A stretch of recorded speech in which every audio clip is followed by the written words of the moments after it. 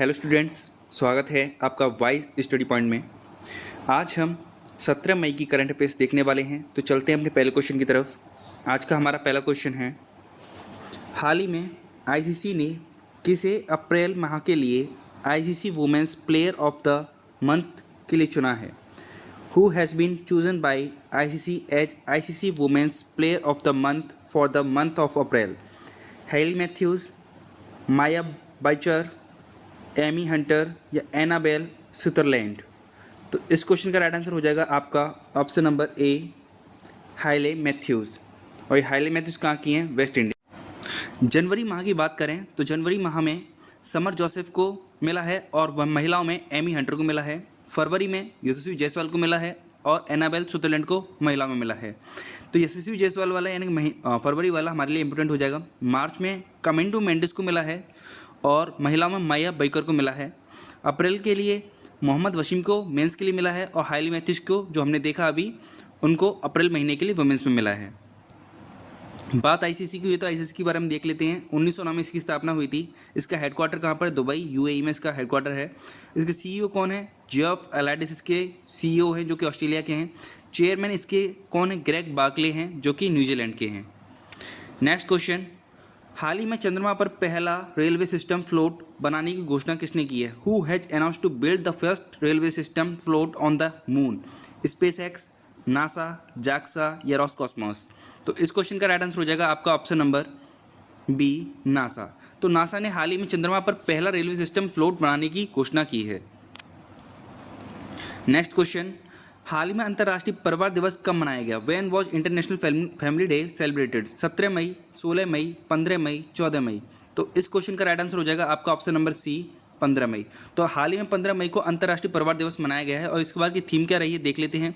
इस बार की थीम रही है फैमिलीज एंड क्लाइमेट चेंज, परिवार और जलवायु परिवर्तन इस बार की थीम रही है। इसी से रिलेटेड एक थोड़ा सा सेम डे ऐसा मनाते हैं, वो है international day of family remittance, यानी कि अंतर्राष्ट्रीय परिवार प्रेषण दिवस। तो प्रेषण क्या होता है? प्रेषण होता है रेमिटेंस, यानी कि फॉरेन कंट्री में अगर कोई व्यक्ति रह रहा है, वहाँ पर कमा रहा है और वो अपने नेटिव कंट्री यानी कि अपनी जहाँ पर वो पैदा हुआ है उस कंट्री के लिए पैसा भेजता है, उसी को रेमिटेंस कहते हैं। ये हम कब मनाते हैं इस दिवस को? 16 जून को मनाते हैं। अब देख लेते हैं इंपॉर्टेंट डेज़ की बात हुई तो देख लेते हैं इंपॉर्टेंट डेज़ मई महीने के कौन कौन से रहे। 1 मई को हमने अंतर्राष्ट्रीय श्रमिक दिवस मनाया। 2 मई को विश्व ट्यूना दिवस मनाया। 3 मई को विश्व प्रेस स्वतंत्रता दिवस मनाया और अंतर्राष्ट्रीय तेंदुआ दिवस मनाया।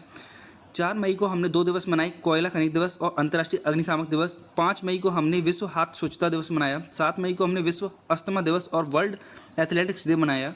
8 मई को हमने वर्ल्ड रेड क्रॉस डे और वर्ल्ड थैलेसीमिया डे मनाया। 11 मई को हमने विश्व प्रवासी पक्षी दिवस और राष्ट्रीय प्रौद्योगिकी दिवस मनाया। इसकी थीम क्या रही थी विश्व प्रवासी दिवस की? Protect insects, protect birds.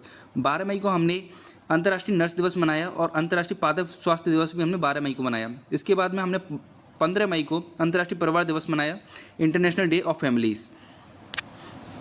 Next question, UNESCO के memory of the world Asia Pacific regional register के चक्र 2024 के चक्र में कितनी भारतीय सांस्कृतिक वस्तुओं को शामिल किया गया है? How many Indian cultural objects have been included in the 2024 cycle of UNESCO's memory of the world's Asia Pacific regional register? तो ऑप्शन से 3, 4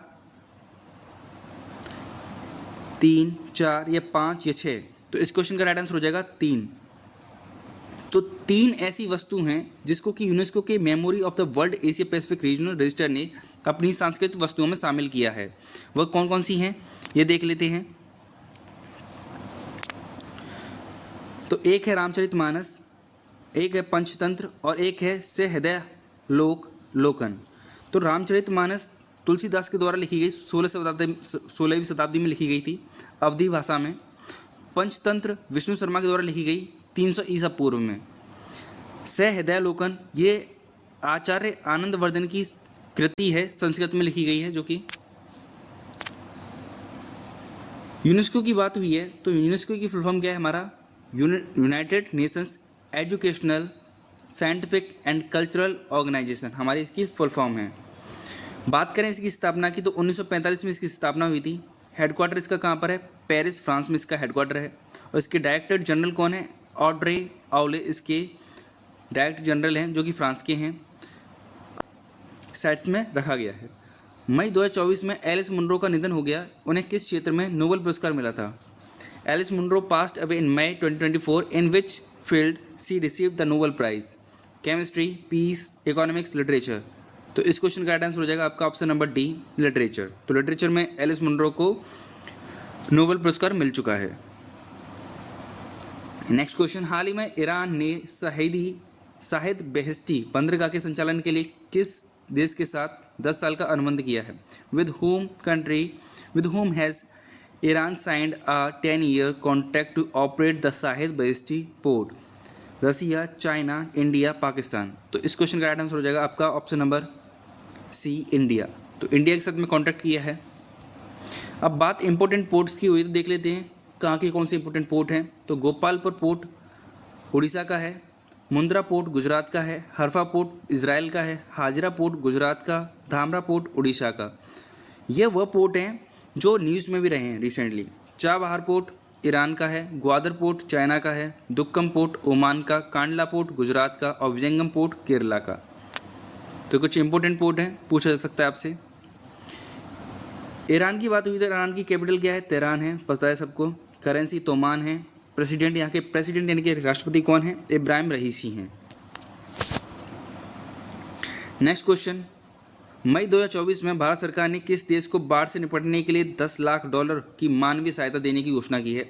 इन May 2024 the government of India has announced to provide humanitarian assistance of $10 lakh to which to deal with floods Uganda, Kenya, Tanzania, Somalia. तो इस question का right answer हो जाएगा आपका option number B, Kenya. इस question का right answer हो जाएगा।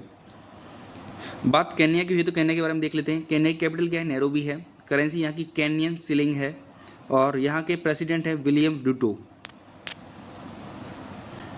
हाल ही में आई एक रिपोर्ट के अनुसार फाइनेंशियल ईयर 2023-24 में भारत का सबसे बड़ा व्यापारिक भागीदार कौन सा देश बन गया है? According to a report which country has become India's largest trading partner in financial year 2023 and 24?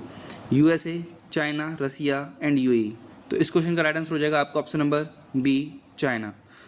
तो अपने भारत के साथ सबसे बड़ा व्यापारिक भागीदार कौन सा बन गया है? तो चाइना देश बन गया है, जिसके साथ हमारा सबसे ज़्यादा व्यापार होता है।